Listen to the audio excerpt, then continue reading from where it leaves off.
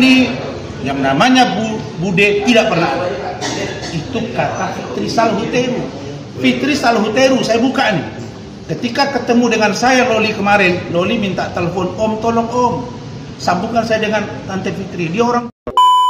Pesan Nikmir untuk Fitri. Sama Fitri, nenek tua, yang sudah pada kendor badannya, yang tiap hari tantrum, yang kepengen jadi ibu peri, yang selalu ngatain saya, Niki biadab, tolong sampaikan kepada si nenek ini. Iya, saya biadab. Tapi sebiadab-biadabnya saya tidak pernah durhaka sama ibu atau orang tua. Iya, saya biadab. Tapi sebiadab-biadabnya saya tidak pernah hamil di luar nikah kayak kamu. Kamu udah tua, umur 4, terus kamu nikah sama suami kamu yang kedua ini, entah yang kedua atau yang keberapa. Yang pengangguran kamu sendiri pun udah ngaku kalau lakimu pengangguran. Di usia kandungan kamu yang ke-5 bulan kamu menikah. Padahal kalau kamu mengerti soal agama, di Islam perempuan dalam keadaan hamil tidak boleh menikah. Tapi saya juga nggak paham ya agamamu apa. Jadi kalian bisa pikir sendiri. Saya selalu dikatain Niki biadab, dia lupa berkaca. Padahal kaca di rumahnya gede-gede itu katanya, ya kan? Dia lupa bahwa dia nenek-nenek umur 40, pacaran sama yang dijadiin suaminya sekarang, itu hamil di luar nikah, guys. Kalian lihat, kalian scroll IG-nya. Itu ada dalam keadaan hamil dia menikah. Kalau nggak salah usia kandungannya 4 atau 5 bulan. Gitu, itu udah nenek-nenek loh, si Fitri. Tapi umur 40 dia bisa loh hamil di luar. Bisa dilarang bertemu. Satu, tidak mempunyai hubungan darah. Yang kedua, bukan orang tuanya. Yang ketiga, bukan walinya. Tapi dilarang. Waktu itu bukan dia, lagi tidak boleh, dilarang. Waktu itu mengklaim dirinya perwakilan keluarga Loli itu gimana? Kenapa? Dia mengklaim dirinya perwakilan keluarga Loli. Buktinya? Bukan. Buktinya? Nah, jadi saya tidak perlu menjawab. Saya tidak suka berargumentasi. Saya menyampaikan fakta dan kejadian. Tantang petenteng punya tim Mabes sama Polda. Emang kau siapa? Dua kata lucu dari si Fitri. Kau siapa? Kau yang siapa? Kau nggak cari tahu dulu Doktif itu siapa? Minimal cari tahu dulu lah Doktif siapa. Baru kau nanya dia siapa. Kau yang siapa, Dek? Kembali lagi di IO Channel.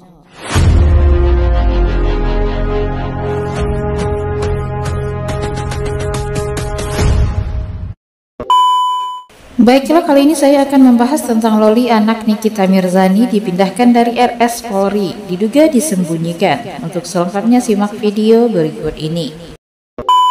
Kami selalu kontak hampir tiap hari, ya.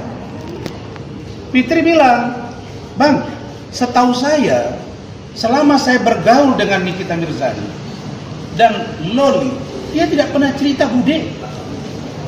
Saya juga kaget, kok tiba-tiba ada Bude. Ini Bude yang mana nih? Bude-budean kah atau siapa? Saya baru akan yakin kalau ayahnya Loli tampil, ayah kandungnya Loli tampil. Makanya Pak, apa ya, ada RC-nya namanya ya, tolonglah tampil. Ini anak sudah begini gitu. Apa kita harus menunggu Loli itu sesuai yang disampaikan ke saya, dia harus mati dulu? Apa kepentingan unit PPA tidak melibatkan saya? Kalian melibatkan saya untuk membujuk Loli.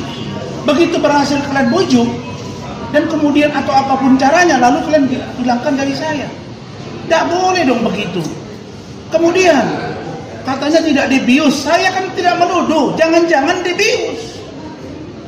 Kenapa dibawa jam 11 malam? Kenapa? Padahal sudah ada kesepakatan. Nah, mungkin ini sekarang ada teleponan, ada intervensi. I don't care. Siapapun yang coba-coba memainkan kasus ini.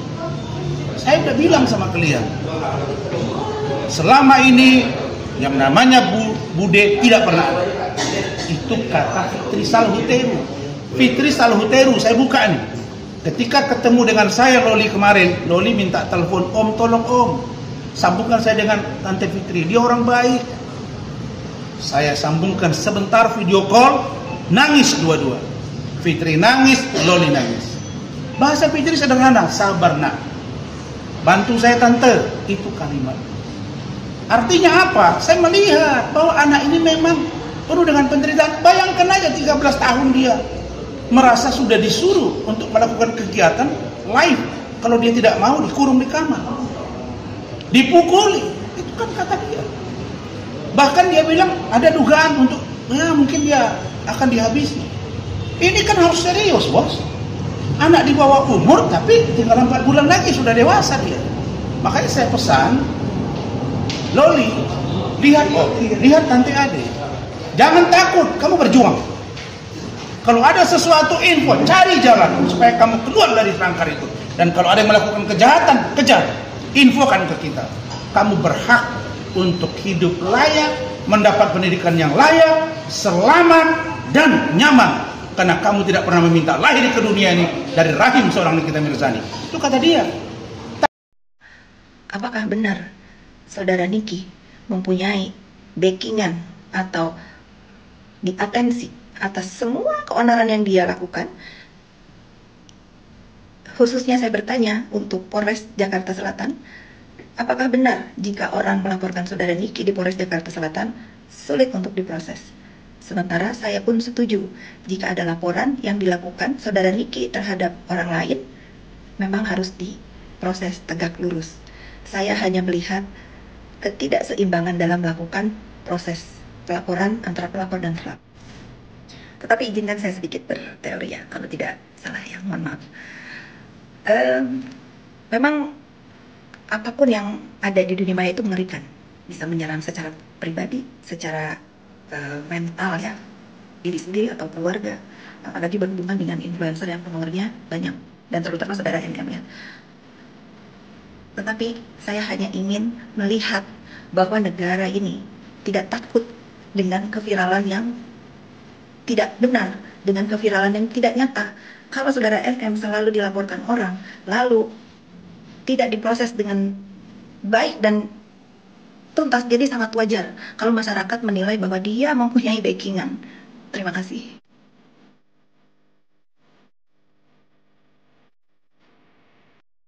Dari kemarin kan pendukung kebiadaban ini bilang Kak Fitri dituduh dalang dari kaburnya anak itu ya, dari rumah singgah rumah safe house. I wish ya, aku berdoa banget kalau memang tahu keadaan dia di sana seperti itu, udah dari kapan aku selamatin. Udah dari kapan netizen ya, aku juga syok ya. Tapi aku nggak bisa nyalahin juga pemerintah ya. Emang di bayangan kalian atau di bayangan si ibu biadab itu anaknya harus ada di safe house, itu bayangannya di satu rumah, satu suster, satu pembantu. Situ waras. Emang cuma anak kau yang butuh pertolongan di negeri ini. Harusnya kau malu 5 bulan tuh di sana. Harusnya kau kalau punya nurani ambil, rangkul. Biadab. Serius dulu ya netizen ya. Yang terhormat Polres Jakarta Selatan, apakah benar, saya pun ingin bertanya atas pernyataan Saudara Nikita yang menyatakan bahwa Laura menjadi tersangka. Karena kalau tidak segera dijawab, ini akan menjadi berita kegaduhan baru yang ditimbulkan oleh Saudara Nikita ya.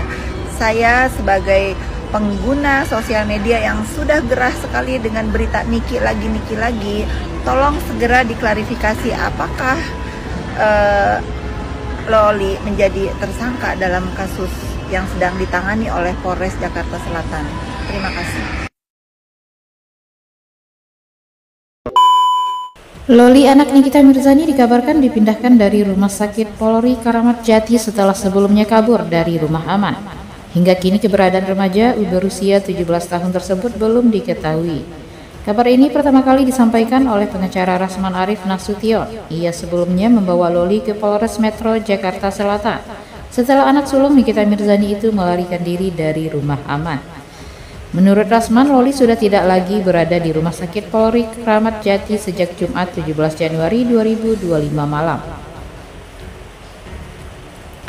Rasman mengklaim bahwa ia memiliki bukti kuat terkait kehilangan Loli kali ini, namun pengacara tersebut memilih untuk tetap tenang dalam menyikapi situasi tersebut. Rasman dan istrinya Ade Suryani memutuskan untuk menangani kasus ini dengan kepala dingin dan tanpa tindakan gegabah. Gak perlu saya tantrum, tentu saya tanya apa itu tantrum. Marah-marah, gak ada yang perlu saya marah-marah, jelasnya. Menurut Rasman, ia hanya menjalankan tanggung jawab sosial dan kemanusiaan terhadap pacar Fadel Badijeh itu, yang sebelumnya meminta pertolongan kepadanya. Ia juga menyebut bahwa pihak-pihak seperti Kementerian Pemberdayaan Perempuan dan Perlindungan Anak, Unit Pelayanan Perempuan dan Anak, dan Komisi Perlindungan Anak Indonesia telah berjanji untuk mengkoordinasi terkait penempatan Loli.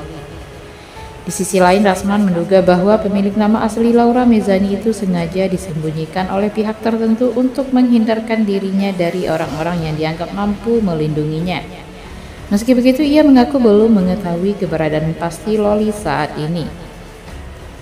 Saya tidak tahu di mana ia berada, dan yang pasti menurut saya apa yang dia sampaikan ke saya akan saya tindak lanjuti, tandasnya.